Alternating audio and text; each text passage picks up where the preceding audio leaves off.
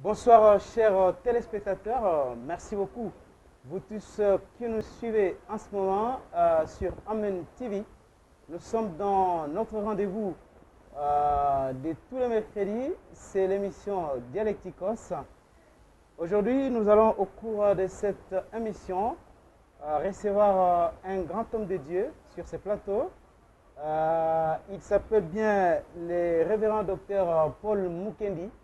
C'est avec lui que nous allons réfléchir ce soir autour d'un sujet extrêmement important qui concerne l'Église du Réveil en République démocratique du Congo.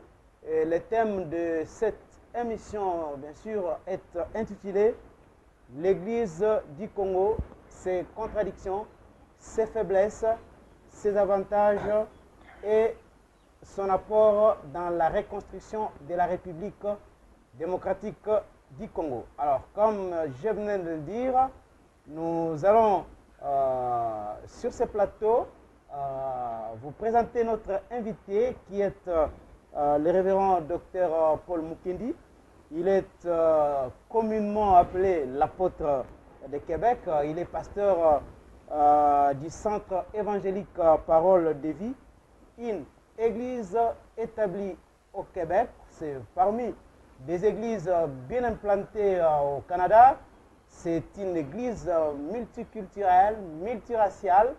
Et le docteur Paul Mukendi est un homme de Dieu connu dans cette ville-là au Canada. Il parcourt plusieurs pays du monde pour animer des conférences, des campagnes d'évangélisation, des croisades en Afrique, aux États-Unis, en Europe, un peu partout à travers le monde. Et son ministère, son église, bien sûr, le centre évangélique Parole de Vie, est aussi implanté dans plusieurs pays du monde. Le docteur Paul Mukendi a publié plusieurs ouvrages, notamment un livre que beaucoup certainement ont eu à lire parmi les hommes de Dieu en RDC. Ce livre s'appelle L'Église du désert. Notre ouvrage s'est intitulé Vaincre les obstacles. Et il y a aussi un grand ouvrage qui est en chantier, qui sera envoyé sur le fonds baptismaux d'ici là, qui s'intitule La puissance de la sagesse. Docteur Paul Mukendi, c'est un homme que l'Éternel a appelé depuis plusieurs années, parce que là, il a 21 ans dans le ministère. Croyez-moi que nous recevons là un digne fils de la République démocratique du Congo, mais que le Seigneur a ainsi envoyé en mission à travers le monde, et plus précisément au Canada où il est établi. Bonsoir, révérend docteur Paul Mukendi. Bonsoir, monsieur le journaliste. Merci beaucoup, révérend docteur. Comme je venais de le dire, vous êtes un grand homme de Dieu. Dernièrement, vous étiez à Lubumbashi. Vous avez pu animer beaucoup de conférences ici à Kinshasa sur place. Et vous connaissez quand même l'église du Congo, tout ce qui se passe au sein de cette église, les contradictions que les enfants de Dieu voient dans le milieu de l'église du réveil, où les hommes de Dieu qui sont élevés ou qui ne le sont pas s'entre-déchirent, ils s'attaquent à travers les médias. Et d'entrée de jeu, docteur Paul Mukendi, quelle lecture faites-vous de cette église du réveil de la République démocratique du Congo depuis que vous l'avez connue jusqu'à aujourd'hui? Je dirais qu'il y a beaucoup de progrès. Les hommes de Dieu ont beaucoup travaillé, il y a de l'avancement, il y a du succès. Et en même temps, je dirais il y a aussi beaucoup d'immaturité dans certaines personnes pour aller sur la place publique afin de contredire l'autre. Il y a d'autres qui trouvent leur capital en créant un certain message qui pourront le propulser, et en critiquant les uns, en humiliant les autres. Mais en général, il y a beaucoup de progrès, il y a un travail qui a été fait, parce que l'église du Réveil, c'est une église qui est jeune, c'est une église qui vient comme de nulle part. Et aujourd'hui, nous sommes là, il y a des gens qui ont su se bâtir des chaînes de télévision, qui ont su construire aujourd'hui il y a même des gens qui ont construit des écoles. Alors, on peut féliciter quand même l'Église de Réveil. Aujourd'hui, l'Église de Réveil est reconnue par l'État congolais. Et ça, c'est quelque chose de très grand. Merci beaucoup. Vous dressez là un bilan mitigé. Vous avez relevé les aspects négatifs et positifs. Mais, docteur Paul Mukendi, j'aimerais que vous puissiez nous dire un peu, nous assistons dans cette église de réveil aujourd'hui, lorsque quelqu'un est élevé, il opère des miracles dans ce ministère, directement, il y a ceux qui disent qu'il a versé dans l'occultisme. Et alors que cela se passe dans le milieu des prédicateurs congolais, est-ce que les dieux grands que les prédicateurs prêchent, un Dieu grand, puissant, riche, mais curieusement, ces mêmes dieux-là, en élevant d'autres personnes, il y a le même prédicateur qui monte au créneau pour dire que ça, ce n'est pas Dieu. Qu'est-ce qui explique un peu ces contradictions-là, docteur Paul? C'est pour cela que je parlais de l'immaturité et en même temps de la jalousie aussi. Moi, je crois à un Dieu vivant, je crois à un Dieu puissant. Il n'y a pas que les magiciens qui puissent faire des miracles. Le Seigneur opère des miracles.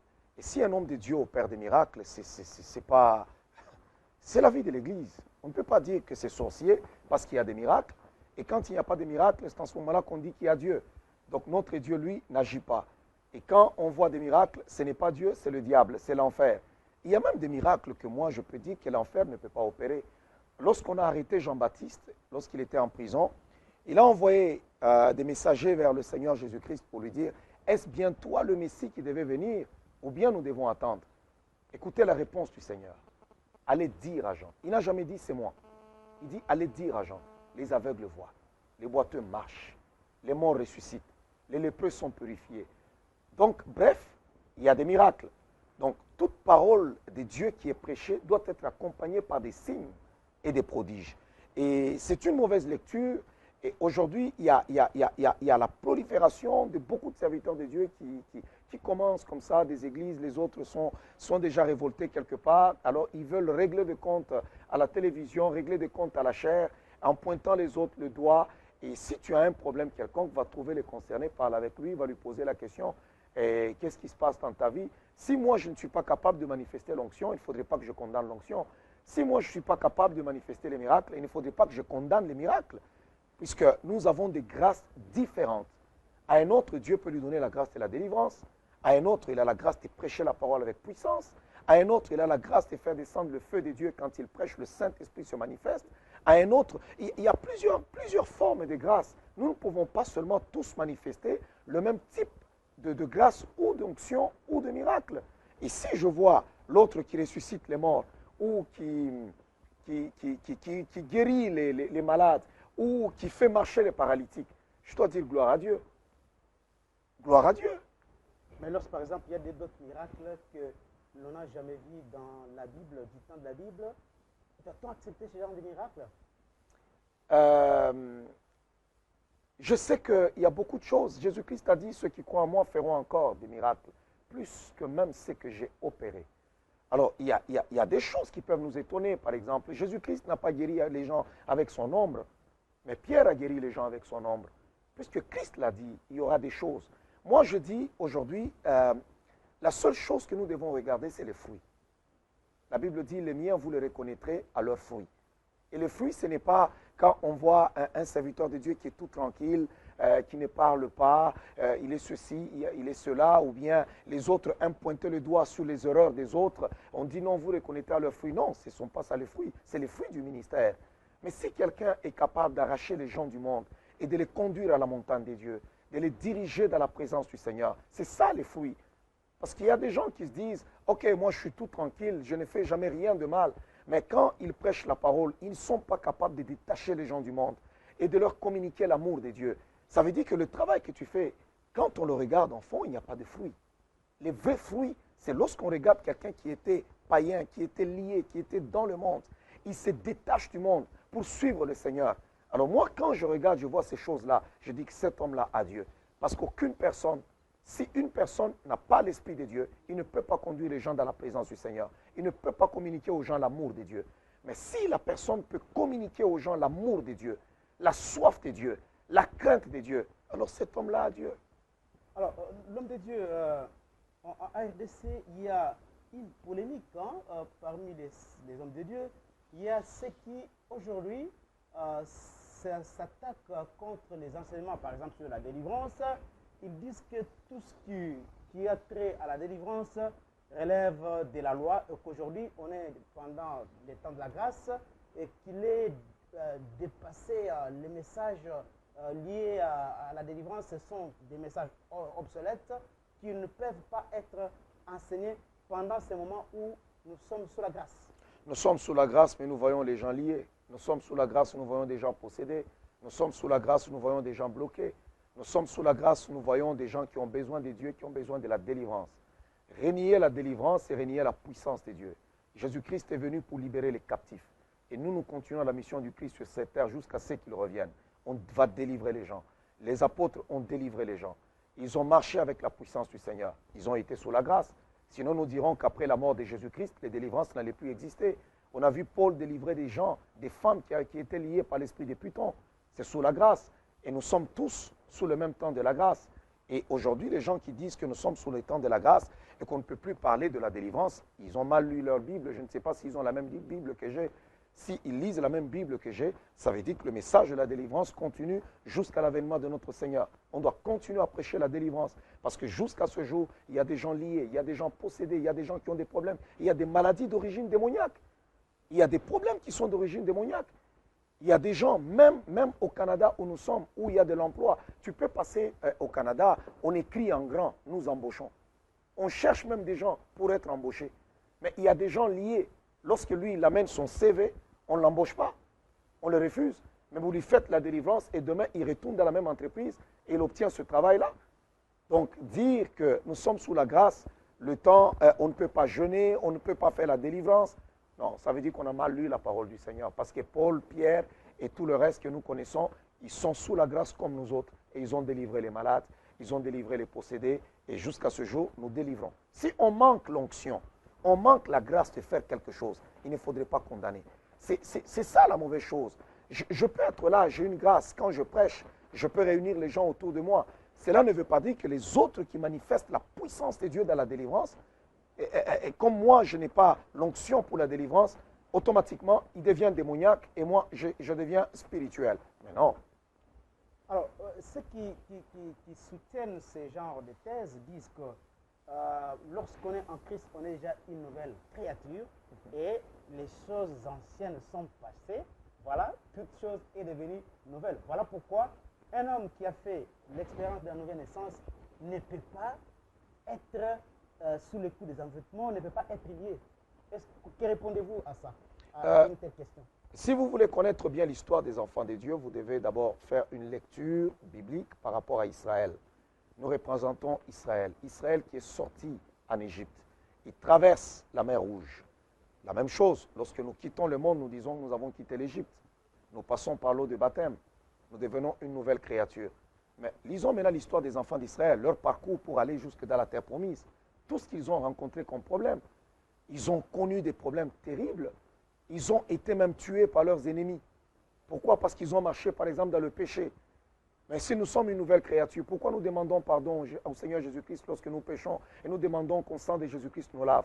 Si nous voulons dire que nous sommes une nouvelle créature, donc ça veut dire qu'on ne peut plus pécher, on ne peut plus être sur cette terre, nous vivons sur cette terre. Nous sommes de nouvelles créatures, c'est spirituel. Mais nous venons des familles quelque part. Il y a des malédictions héréditaires qui nous suivent toujours. Et nous devons chercher à être délivrés de ces choses-là. Et la délivrance est réelle, ça n'a rien à voir avec la nouvelle naissance. La nouvelle naissance est spirituelle. Ça veut dire que là, je reçois l'Esprit de Dieu, je suis un homme nouveau, je n'ai plus la soif du monde. Pour le moment, je dois, lorsque je suis une nouvelle créature, mon âme soupire maintenant pour des choses d'en haut. Mon âme crie pour les choses spirituelles et non plus pour les choses terrestres. Mais cependant, comme j'ai habité dans cette tente, dans ce corps, il y a des choses qui me gouvernent encore, qui doivent marcher avec moi. Et la délivrance se situe dans le temps et dans l'espace. Donc j'ai besoin de la délivrance. On en a toujours besoin. Alors, docteur Paul Mukeli, ceux qui prêchent la grâce aujourd'hui qui sont contre les enseignements relatifs à la délivrance, soutenant que cela était sous la loi, disent aussi qu'il faut seulement adorer Dieu, et lorsqu'on adore seulement Dieu, et Dieu est capable de faire descendre sa puissance, et que cette dernière pourra briser les liens, et il faut seulement adorer Dieu. Et le reste, c'est lui qui va s'en occuper. Donc, c'est comme qui dirait, les prières... Je ne sais pas où est-ce que les gens ont fait leur école biblique, où est-ce qu'ils ont été engendrés spirituellement, qui a enseigné à ces gens, des personnes qui enseignent des histoires comme ça. Parce que moi, la Bible que j'ai, on me dit, faites toutes sortes de prières. Il n'y a pas que l'adoration, il y a toutes sortes de prières. On sait que Dieu siège au milieu de la louange de son peuple. On sait que Dieu aime l'adoration. Nous sommes nés, créés pour l'adoration. Et dans l'éternité, on va passer notre temps à l'adorer. Mais cependant, il y a toutes sortes de prières. Il y a la prière d'autorité, il y a la prière de supplication, on peut parler en langue. Et si on doit juste faire l'adoration, pourquoi on doit prier en langue? Parce que la Bible dit, celui qui parle en langue, il s'édifie lui-même. Donc lorsque je m'édifie moi-même, ça veut dire que je n'adore pas, je m'édifie. Je suis en train de bâtir, s'édifier, c'est se construire, se bâtir. La Bible dit, nous ne savons pas prier, mais l'Esprit lui-même intercède pour nous avec des soupirs inexprimables. Alors en ce moment-là, l'Esprit n'adore pas, mais il parle à Dieu, il intercède pour nous. Donc il y a toutes sortes de prières que nous pouvons faire. Il n'y a pas que l'adoration. Il y a l'adoration, bien sûr, on ne rejette rien. Nous croyons à l'adoration, que nous devons adorer. Nous croyons que nous pouvons faire aussi la prière d'autorité, parce qu'il y a des moments où nous ne pouvons pas, lorsque la montagne se présente devant moi, je ne dois pas parler à Dieu de la montagne qui se trouve devant moi, mais je dois parler à cette montagne-là de mon Dieu qui est vivant, parce que c'est à moi qu'il a donné le pouvoir de marcher sur les serpents et sur les scorpions. Et il y a des moments où nous disons à la montagne, montagne, ôte-toi de là et jette-toi dans la mer. Et je le parle au nom de Jésus-Christ, parce que c'est à moi qu'on a donné le pouvoir. Et nous faisons trembler les démons, nous faisons trembler les principautés, nous faisons trembler les sorciers. Les sorciers ne doivent pas nous faire peur, nous les faisons trembler. Et nous pouvons faire la prière d'autorité. Et il y a des moments où nous supplions Dieu pour qu'il nous donne des choses. Il y a certaines choses que Dieu a préparées pour nous, qu'on peut les avoir dans 10 ans. Mais nous regardons dans le moment actuel, nous disons, Seigneur, nous avons besoin de ces choses-là. Et là, nous montons maintenant à la montagne, nous supplions, nous parlons à Dieu, Seigneur, donne-moi, agis. C'est une prière. Il y a plusieurs sortes de prières. Il y a plusieurs formes de prières. Il n'y a pas que l'adoration. Alors, vous venez de dire là, tantôt que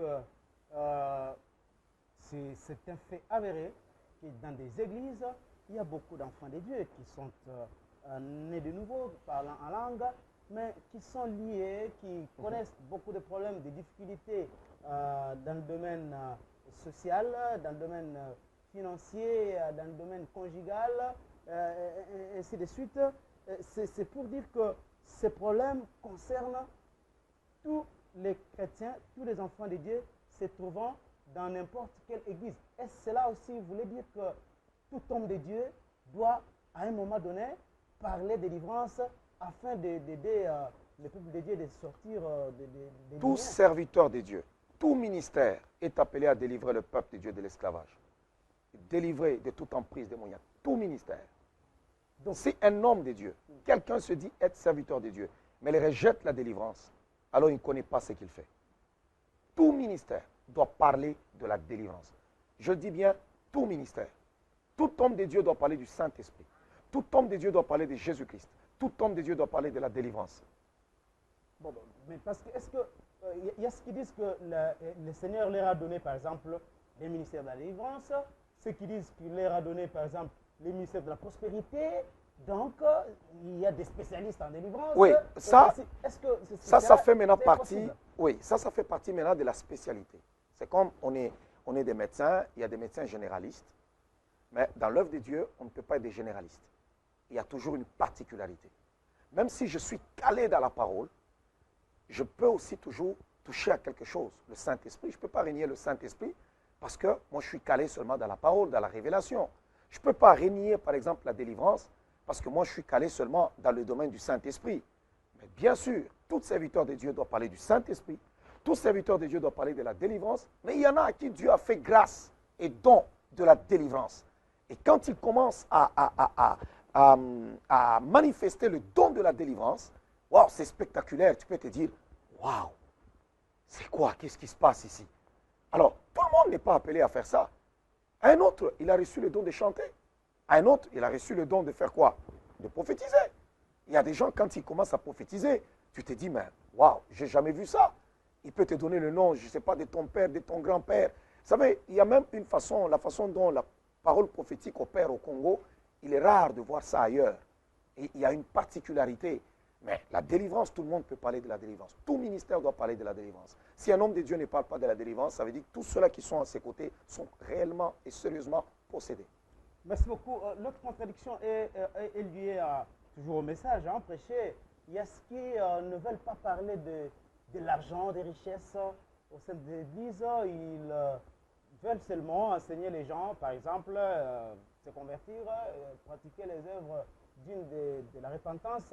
Mais à parler argent, enseigner argent dans l'Église, c'est comme si c'était un sujet tabou. Êtes-vous aussi soutenez-vous ceux qui pensent comme ça? Moi, je crois à l'Évangile et je crois à la parole de Dieu. Dans la Bible, on a parlé argent. Jésus-Christ n'était pas pauvre. Jésus-Christ lui-même, quand il allait dans le temple, il s'éteignait où? Il s'éteignait là où se trouvaient les trésors. Il le regardait dans les paniers d'offrande. C'est là qu'il a vu même que cette femme-là avait donné plus que les autres. Ce n'était pas la parole de connaissance parce qu'il le regardait là-bas. Et je refuse tout simplement qu'il y ait de l'exagération. Que les gens puissent parler argent d'une façon abusive plutôt.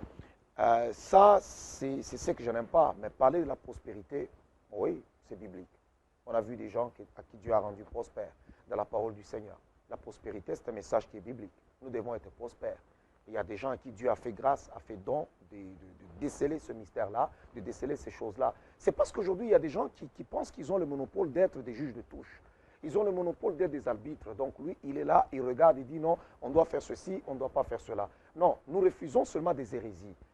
Des gens qui veulent faire des appels de fonds pendant qu'il ne faut pas le faire, qui veulent tout simplement exagérer. Mais il y a des gens qui ont la grâce. Je peux parler argent et l'argent ne sort pas, mais quelqu'un d'autre à qui Dieu a fait don de parler argent. Et quand il arrive là, vous sentez que ça bouge. Et on doit reconnaître les grâces dans l'Église de Dieu.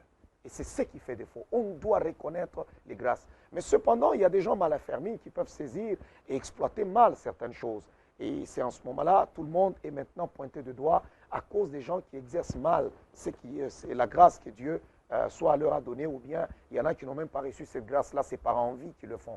Mais la prospérité, la délivrance et que sais-je encore, le Saint-Esprit, c'est le message de l'Église. Merci beaucoup, le révérend Dr Paul Mukendi. Nous avons parlé des contradictions, mais on parle aussi des faiblesses de cette Église, du réveil, plus précisément, en République démocratique du Congo. Nous voyons qu'il y a beaucoup de Melchisedec, des hommes de Dieu qui rejettent la doctrine de père spirituel. Donc pour lui, le Seigneur lui est apparu, il lui a établi ministre de Dieu, et il n'a pas besoin d'avoir des pères, des gens qui peuvent l'encadrer. Est-ce que c'est possible de bâtir aussi un ministère comme ça, sans que l'on ait été au pied d'un père spirituel? Je dirais même que quand quelqu'un n'a pas de père, il est voué à l'échec. Lorsqu'une personne n'a pas de père, il est voué au désordre. Et ce sont ces gens-là qui amènent le désordre dans le corps du Christ. Le désordre. Quel que soit le succès qu'une personne peut connaître, demain, ça va porter le désordre. Pour que Jésus-Christ commence sa mission, il a fallu que Jean-Baptiste lui pointe le doigt en disant « Voici l'agneau de Dieu qui ôte les péchés du monde ». Jean-Baptiste était regardé comme prophète. Jésus-Christ n'est pas venu comme ça et il a commencé ses affaires lui-même. Non, il a été baptisé par Jean et il a été pointé le doigt par Jean-Baptiste. Je dirais même, pour aller plus loin, que Jean-Baptiste est comme en quelque sorte le père spirituel de Jésus-Christ. En quelque sorte? Ouais, il est le père spirituel parce que c'est lui qui lui a pointé le doigt. C'est lui qui a dit « Voici l'agneau de Dieu qui ôte le péché du monde ». Et c'est en ce moment-là que le ministère de Christ a commencé. C'est lui qui l'a même baptisé, qui l'a trempé dans l'eau. Et le ciel s'est ouvert. C'est Jean-Baptiste. Mais Jean a reconnu que Jésus était plus grand que lui. Là, c'est dans la dimension divine maintenant. Parce que Jésus-Christ est Dieu. C'est là que Jean le regarde et dit « Je ne suis pas digne ». Mais en tant que fils de l'homme, il est venu accomplir une mission. Jean-Baptiste lui a pointé le doigt. Parce que tout Israël regardait Jean-Baptiste comme prophète. Et si Jean-Baptiste n'avait pas reconnu le ministère de Jésus-Christ, waouh, ça allait être compliqué. On a vu partout dans la Bible, les gens n'ont pas parachuté comme ça. Non. Les pères nous établissent dans notre héritage. Un homme sans père spirituel n'a pas d'héritage. Quand vous regardez ces hommes-là sans père spirituel, c'est d'abord de la rébellion. Et tout rebelle, quand vous le regardez, vous voyez qu'ils vont manquer quelque chose dans le corps du Christ. Ils vont apporter des problèmes. C'est comme quelqu'un qui a grandi sans repère, sans modèle, sans parents, rien du tout. Il n'a personne, il a grandi comme ça. Il lui manque de l'éducation. Il faut toujours qu'il y ait quelqu'un, parce qu'un homme a toujours trois pères. Un père spirituel, ou bien le père céleste, un père biologique et le père spirituel. Tous les problèmes que nous connaissons dans la vie aujourd'hui, nous les connaissons où? Nous les avons acquis où? Par travers nos pères biologiques. C'est là que nous viennent les malédictions des familles. Tous les problèmes que nous connaissons, tu viens de telle famille, tu portes tel nom, c'est à travers notre père biologique. Maintenant, le père spirituel est là pour nous déconnecter de tous les problèmes de notre père biologique, afin de nous communiquer l'héritage que le père spirituel, le père céleste, a réservé pour nous. Alors, lorsque je suis sans père spirituel, Dieu ne me reconnaît pas. Parce que c'est Dieu qui a établi ce modèle de père spirituel. Élisée est le fils spirituel d'Élie. Josué est le fils spirituel de Moïse. Et pour qu'aujourd'hui, nous parlons de Ruth, la Moabite, il a fallu qu'une certaine Naomi dise, aujourd'hui ma fille, je vais assurer ton repos. Donc il faut toujours qu'il y ait quelqu'un quelque part qui peut te pointer le doigt et t'introduire dans ta destinée. Il y a ceux qui disent que Paul, par exemple, le Seigneur lui est apparu, il n'avait pas de père spirituel. Le Seigneur est apparu à Paul sur le chemin de Damas. Et Paul dit, Seigneur, que veux-tu que je fasse? En d'autres termes, Paul donne sa vie au Seigneur. Bien entendu, je peux croire au Seigneur dans ma maison. Ce n'est pas un problème. Je peux écouter une prédication à la télévision. Ce n'est pas un problème. Quand il a voulu connaître sa mission, là sur la route, le Seigneur ne lui a pas révélé le but de sa mission. Il lui dit, entre dans la ville et l'on te dira ce que tu dois faire. Entre dans la ville. Va dans la ville. Là, il va trouver un certain Ananias. Et c'est cet homme-là maintenant qui ira lui imposer les mains. C'est cet homme maintenant qui ira prier avec lui. Donc, on a toujours besoin d'un père quelque part. C'est ça le modèle de l'Église. Il ne suffit pas seulement d'aller faire une petite école biblique, sortir là-bas. Non, on a besoin d'être au pied des hommes qui ont reçu des trophées avec Dieu. Parce qu'il y a des choses qu'on ne recevra pas du Saint-Esprit, qu'on recevra au pied des hommes qui ont marché, qui ont une expérience avec le Seigneur. On en a besoin. Mais il y a ceux qui disent que ceux qui soutiennent que le Seigneur peut aussi appeler quelqu'un sans qu'il les fasse passer par un père spirituel, disent que la promesse a été faite, que l'onction viendra et elle vous enseignera tout. Celui qui a reçu le Saint-Esprit, qui connaît tout, qui enseigne tout, a-t-il besoin d'un père spirituel pour quoi faire? Parce que le Saint-Esprit lui-même lui enseigne tout ce qu'il faut faire. Jésus-Christ lui-même, qui est la parole faite chair, est venu dans ce monde. Il avait besoin d'une mère et il avait besoin d'un père. On l'a adopté par Joseph. On l'a changé la couche. On l'a aidé à manger. Jusqu'à ce qu'il parvienne à la croissance. À l'âge adulte, il a commencé son ministère. Spirituellement aussi, c'est pareil. Quand quelqu'un n'est pas passé quelque part, quand nous avons des pères, nous apprenons à obéir. On apprend à suivre un modèle. Vous savez, quand quelqu'un n'a pas évolué avec un père spirituel, il n'a pas de modèle. Moi, j'ai horreur en ces genres de personnes. Des gens qui manquent du respect même envers leur père spirituel. Tu vois, quelqu'un qui était auprès de quelqu'un, il se révolte là, il ne reconnaît plus cette personne, il peut l'insulter, parler avec mépris. Pourquoi? Parce qu'il a connu un petit succès. Mais mieux vaut la fin d'une chose que son commencement. Tu ne connais pas demain. Il y a des réalités qui vont te rattraper. Mais je pense qu'un ministère authentique, un ministère qui vient de Dieu, reconnaît l'autorité des pères. Alors, docteur Paul Mukendi, il y a, comme je le disais tantôt, des gens, bien sûr, qui ont quand même des églises qui drainent plusieurs personnes, mais qui sont entrés en dissidence avec leur père spirituel. Il a été à la base de la division au sein de son église. Il est sorti dans son église, l'église de son père spirituel, avec un bon nombre de membres. Et aujourd'hui, il a un ministère prospère. Hein. Il y a aussi des gens comme ça. Le succès d'un homme ne veut pas dire qu'il est agréé par Dieu. Ismaël a mangé dans la maison d'Abraham, mais il n'était pas le fils de la promesse. Il est même devenu prospère. Aujourd'hui, nous parlons de l'Arabie Saoudite, partout là-bas. C'est la descendance d'Ismaël, mais il n'est pas fils de la promesse. Donc, c'est pour dire que nous pouvons prospérer, c'est parce qu'aujourd'hui nous voulons tout mesurer par rapport au succès. La chair peut accomplir des choses. C'est pourquoi la Bible dit, ce n'est ni par ton esprit, ni par ta force, mais par mon esprit. Parce que la force humaine est capable aussi à faire certaines choses. Il y a des choses que nous pouvons réaliser par la force humaine. Il y a des hommes qui ont découvert des choses. Il y en a qui ont construit des avions. Il y en a qui ont connu des succès. Mais par la force humaine.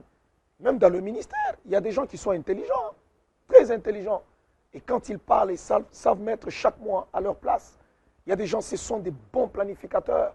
Il y a des gens qui savent bien organiser les choses, bien structurer les affaires, mais qui n'ont pas reçu un appel de la part de Dieu.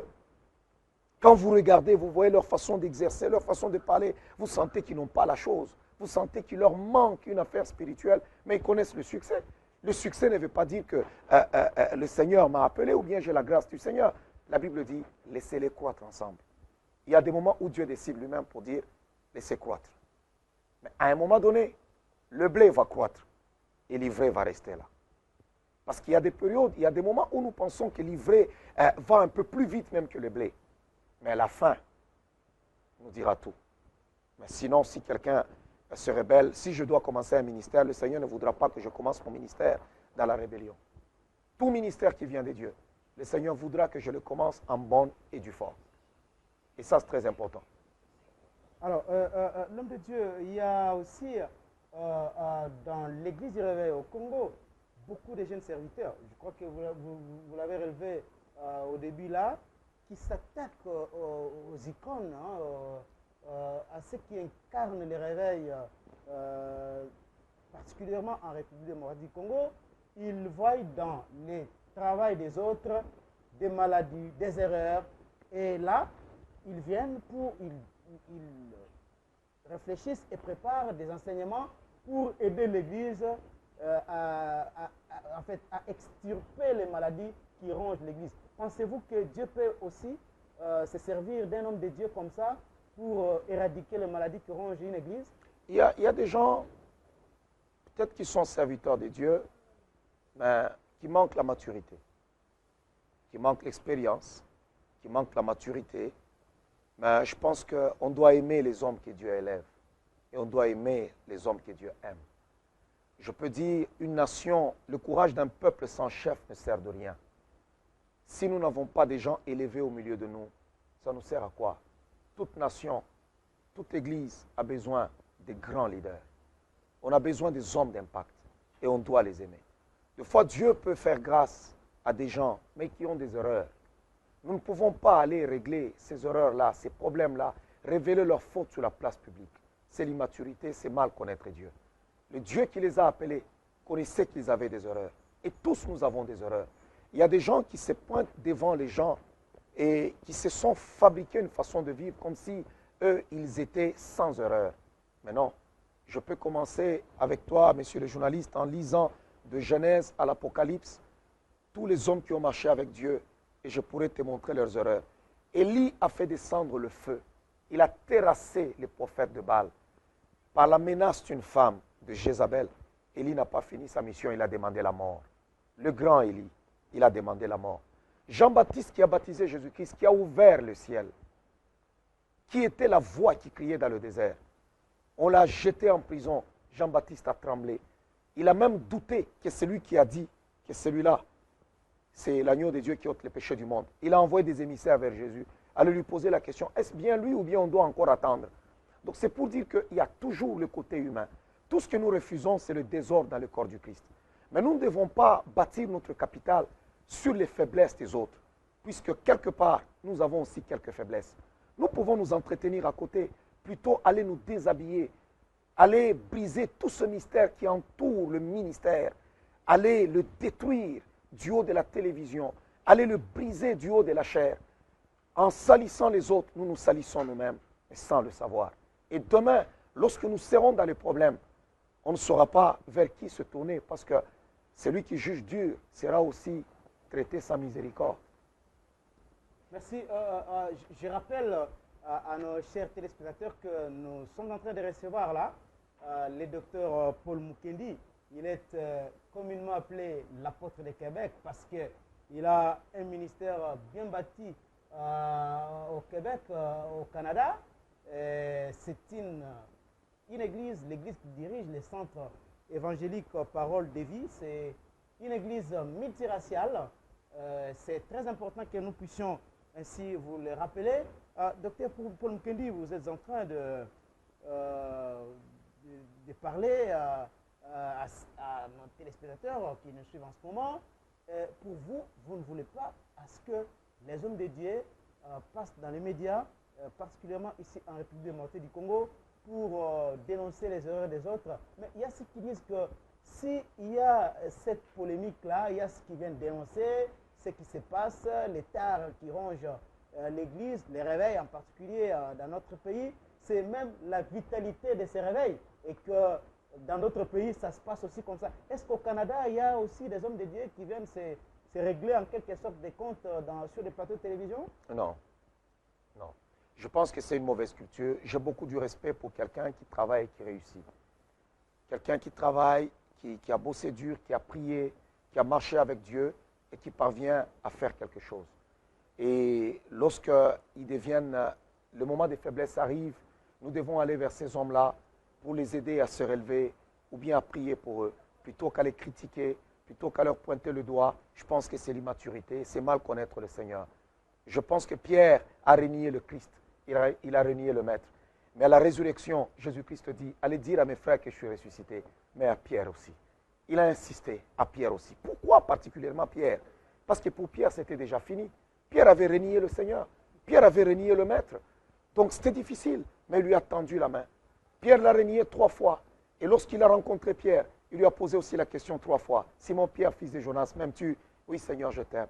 Simon-Pierre, fils de Jonas, m'aimes-tu? Oui, Seigneur, je t'aime. Simon-Pierre, fils de Jonas, m'aimes-tu? Oui, Seigneur, je t'aime. Alors, c'est l'attitude du Seigneur que nous devons avoir. Nous ne sommes pas plus que Dieu. Dieu qui a choisi les gens, il nous a dit lui-même, le Seigneur Jésus-Christ, laissez-les croître ensemble. Enseignons Jésus-Christ. Prêchons Jésus-Christ. Ce n'est pas parce que je vais dire aux gens, écoutez, abandonnez le péché, abandonnez l'impudicité. Et c'est ce qui fait que les gens vont abandonner l'impudicité. Non, je peux former des hypocrites. La loi, quand nous prêchons la loi est faite pour être transgressée. Mais nous prêchons l'amour de Dieu. Quand je prêche aux gens, car Dieu a tant aimé le monde, qu'il a donné son Fils unique, afin que quiconque croit en lui ne meure point, mais qu'il ait la vie éternelle. Waouh! La personne regarde et dit, donc il y a quelqu'un qui est mort pour moi. Je dois abandonner le monde et je dois suivre le Seigneur.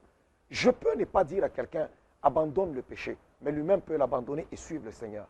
Alors, je ne peux pas, comme certaines personnes, tu te tiens là-bas, il y a des gens qui deviennent des experts en donnant les 14 points pour arriver à la sanctification, les 10 points pour abandonner, je ne sais pas, la cigarette. Non, moi je prêche Jésus-Christ et les gens abandonnent la cigarette. Je prêche Jésus-Christ et les gens quittent le monde. Parce que je n'ai jamais fumé. Comment je vais enseigner les 14 points pour quitter, je ne sais pas, la cigarette, pour abandonner, je ne sais pas, la masturbation? Je n'ai jamais été lié par ces histoires-là. Mais comment je vais aller les enseigner? Comment je vais aider quelqu'un de sortir là-bas? Je prêche Jésus-Christ. Les gens liés par la prostitution, les gens liés par l'alcool, les gens liés pour ceci, ils sont libérés par ces choses-là et ils suivent Jésus-Christ. Prêchons Jésus.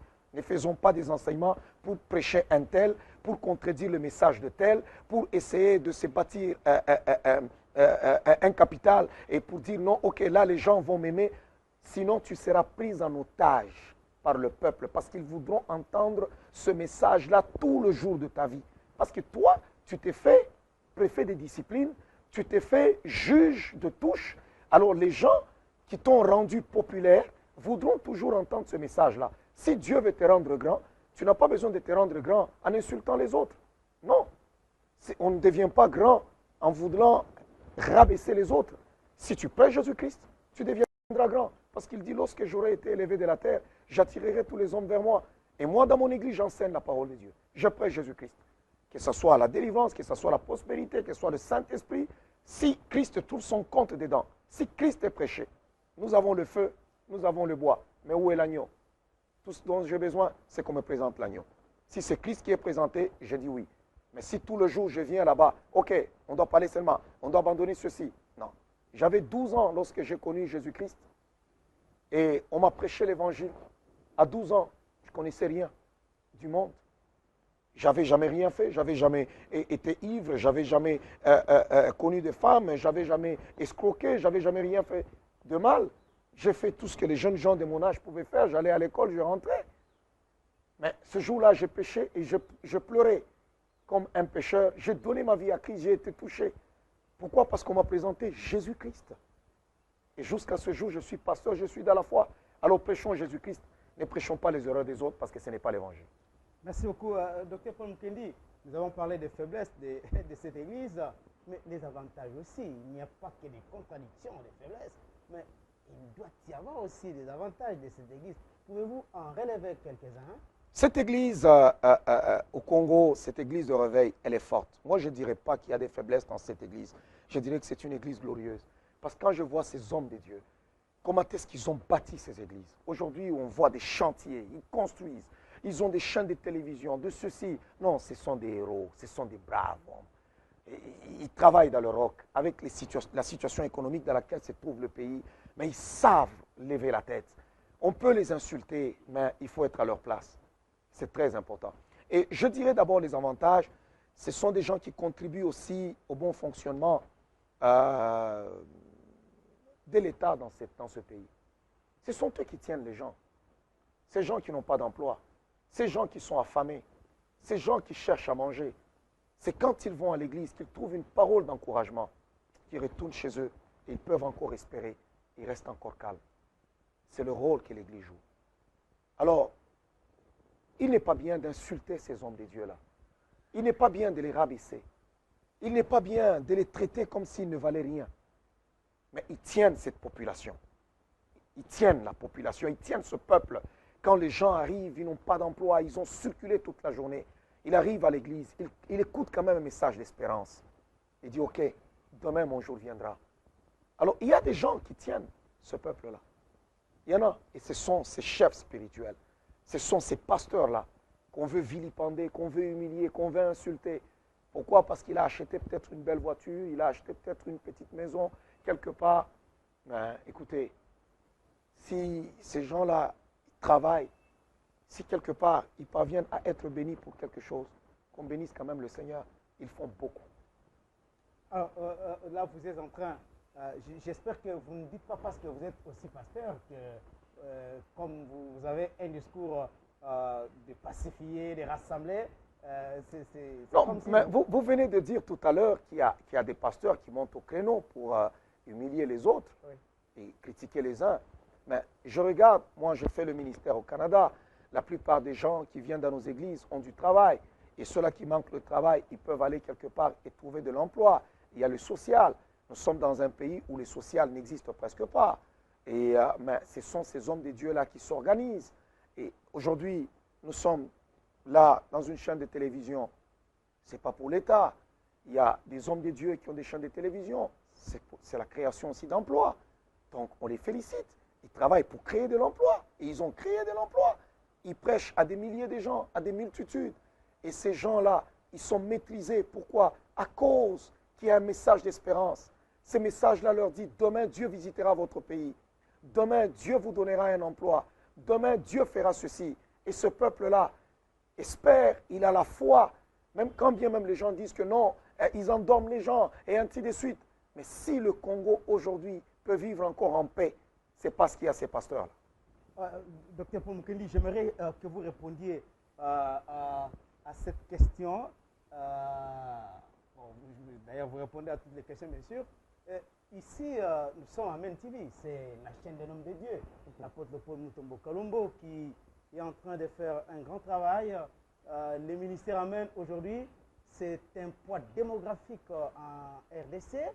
Il y a un temple de 20 000 places qui est en train d'être construit sur la 8e rue à Limité. Et les campagnes de destruction d'hôtels drainent 35 000 membres, 35 000 personnes. Et des cultes dominicaux, chaque dimanche, c'est dans les 23 000, 21 000, 20 000 personnes. Mais on voit aussi dans beaucoup d'autres pays africains, notamment au Nigeria, où il y a des hommes de Dieu qui ont bâti des grands temples. Ils sont connus, ils ont une renommée mondiale. Pensez-vous qu'avec ces genres d'hommes de Dieu, l'apôtre, mais il y a aussi d'autres pasteurs qui ont construit hein, des temples de 10 000 places. Et pensez-vous que cela démontre effectivement que cette église est en train de connaître une montée, une ère nouvelle? Oui, ça montre. On a vu des gens qui avaient seulement 500 personnes, 800 personnes, et quand les gens atteignaient 1000 personnes, waouh, c'était extraordinaire. Mais aujourd'hui, on parle de 20 000. Les gens qui construisent un temple de 20 000 personnes, c'est pour dire qu'il y a des gens qui ont travaillé. Et nous devons avoir du respect pour les gens qui ont travaillé. Et si l'apôtre Léopold Mutombo est en train de nous suivre pendant 7 ans, je lui dis coup de chapeau, que le Seigneur le bénisse, qu'il continue encore. Et si les gens peuvent critiquer, laissez les gens critiquer. Les chiens aboient, les Français disent, et la caravane passe. Ils parleront toujours. Ils crieront toujours. Mais nous continuons. Nous avons des ennemis tout le temps. Et quand on est petit, on n'a pas d'ennemis. C'est lorsqu'on commence à monter qu'on a des ennemis. Lorsqu'on souffre, les gens nous aiment. Quand on commence à monter, personne ne nous aime. On commence à nous taxer de tout. Mais non, je dis coup de chapeau à tous ces hommes de Dieu qui font un travail extraordinaire dans cette ville et qui bâtissent des grands ministères, qui bâtissent des grandes églises et que le Seigneur les bénisse encore et qui deviennent de plus en plus prospères. Alors, docteur Paul Mukendi, il y a l'église du Réveil, bien sûr, mais il y a aussi d'autres églises. L'église du Réveil, aujourd'hui, dans ce pays, draine des millions de gens. Mais apparemment, c'est comme si cette église n'a pas encore compris sa place, les rôles qu'elle doit jouer dans la reconstruction de cette nation. Pensez-vous que cette église de réveil peut avoir des stratégies pour contribuer à la reconstruction de ces pays? Déjà d'abord, ce qu'ils font, ils contribuent beaucoup à la reconstruction de ces pays. Les hommes de Dieu, l'église de réveil, contribuent en beaucoup. Qu'on laisse tout simplement les divisions, les querelles inutiles, qu'ils construisent, qu'ils bâtissent. Parce que quand on bâtit, on dresse quelque chose de solide. L'œuvre de Dieu devient stable. On va créer le social, on va créer beaucoup de choses, on va construire des écoles, on va construire des entreprises, on va se lancer dans des projets de société et ça va aider la population et ça va contribuer encore à beaucoup de choses. Déjà, ce qu'ils font. Déjà, ce qu'ils font. L'État n'aide pas les églises ici pour dire que l'État a donné à quelqu'un $1 million ou l'État a fait ceci, il y a des subventions quelque part. Il n'y a rien. C'est avec les moyens qu'ils ont. Et pour moi, je dis qu'ils contribuent déjà en beaucoup. Je ne parle pas parce que je vais être rassembleur ou bien pacifiste. Non, mais je pense qu'ils méritent un coup de chapeau, ces serviteurs de Dieu qui travaillent. Parce que bien entendu, maintenant, vous venez de me parler que l'apôtre Léopold Mutombo construit déjà un temple de 20 000 personnes. Écoutez, c'est déjà quelque chose. Qui construit ce temple-là? C'est des Chinois? Je ne pense pas. Les frais du ministère amènent. C'est les frais du ministère. Ça veut dire que c'est de l'emploi qu'on crée. C'est quelque chose de beau. Et dans ce temple-là, il y aura des bureaux, il y aura des choses, il y aura création d'emplois. Moi, je peux demander aux serviteurs de Dieu de se concentrer seulement sur l'œuvre du royaume. Et quand on se concentre sur l'œuvre du royaume, ça va créer le social, ça va créer le reste et ça va toucher à la population. Alors, je parlais même tantôt des hommes de Dieu d'autres nations, des grandes nations évangéliques en Afrique. Je parle bien du Nigeria et aussi beaucoup d'autres nations. Est-ce que, pensez-vous, avez-vous quelques conseils à prodiguer aux hommes de Dieu congolais pour que leur ministère puisse aussi connaître un rayonnement mondial? Je peux dire aujourd'hui qu'on soit unis, que les hommes de Dieu au Congo soient unis. Les Congolais à la grâce. Les Congolais à la grâce de Dieu.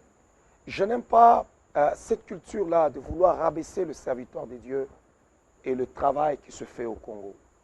Ils accomplissent un grand travail et ils font un grand travail. Je pense que peut-être qu'il y a certaines choses qu'on a compris en retard, mais cependant, ce retard est en train d'être rattrapé. Et ils vont continuer, ils vont faire encore un travail extraordinaire parce que ce qu'ils font ici est trop grand. Il y a des choses qui se passent au Congo, il y a des grâces qui sont au Congo, qui ne sont pas ailleurs, qui ne sont pas du tout ailleurs.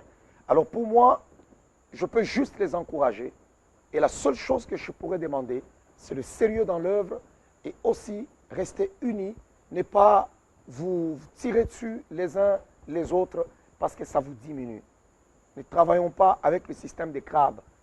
Vous voyez, les crabes, quand tu es au milieu d'eux, tu veux aller encore en haut, on te prend, on te ramène encore en bas, on te prend. S'il y a des gens qui peuvent construire des grandes églises de 20 000, même de 50 000 places, à regarder avec toute cette population de Kinshasa, il est normal qu'on ait des églises qui ont 50 000, 20 000, 30 000, 80 000 places.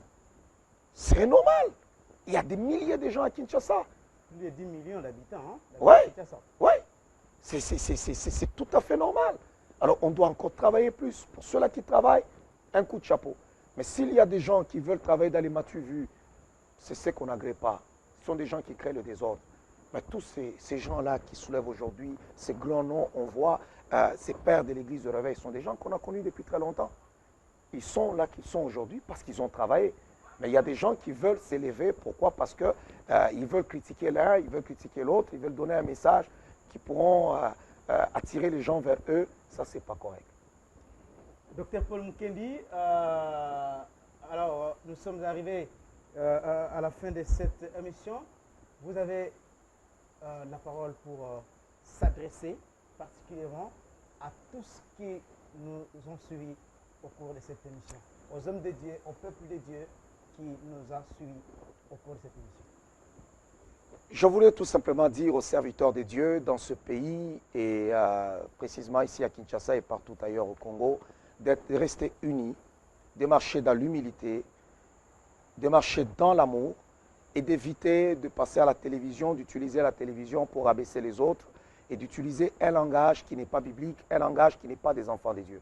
Nous ne devons pas nous créer des ennemis pour rien et en tirant sur les autres, nous tirons nous-mêmes et nous salissons le nom de Dieu, nous détruisons l'honneur de notre Seigneur et des hommes de Dieu. Et je demanderai aux enfants de Dieu de rester tranquilles, d'espérer encore au Seigneur. Pour ceux-là qui souffrent, pour ceux-là qui attendent encore l'accomplissement de la promesse de Dieu, ce temps-là arrivera. Dieu ne ment jamais. Dieu est réel. Que Dieu vous bénisse beaucoup. Si tu attends encore ton élévation, attends. Ne te fabrique pas l'élévation. Ton temps viendra. Si les autres sont élevés, soutiens-les. Ne les critique pas. Parce que lorsque ton temps viendra aussi, on te critiquera aussi. Alors, la vie ne peut nous donner que ce qu'on lui a donné.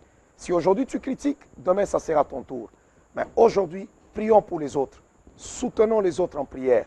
Si tu vois des erreurs, va les voir. Parlez en privé plutôt que exposer nos faiblesses devant le monde entier. Ça ne sera pas correct. Que le Dieu Tout-Puissant vous bénisse et qu'il vous fortifie en toutes choses. Que la paix de Dieu soit avec vous. Merci beaucoup, Dr Paul Mukendi. Merci beaucoup, chers téléspectateurs. Je vous rappelle que nous recevions là le docteur Paul Mukendi, communément appelé l'apôtre de Québec. Il est pasteur du centre évangélique Parole de Vie, une église implantée au Canada, mais il a aussi beaucoup d'extension de ces grands ministères à travers le monde. Merci beaucoup. Vous suivrez la rediffusion de cette émission, comme vous le savez, sur Amen TV à des heures que vous connaissez. Alors, nous vous prenons congé. Restez branchés sur Amen TV, la télé autrement.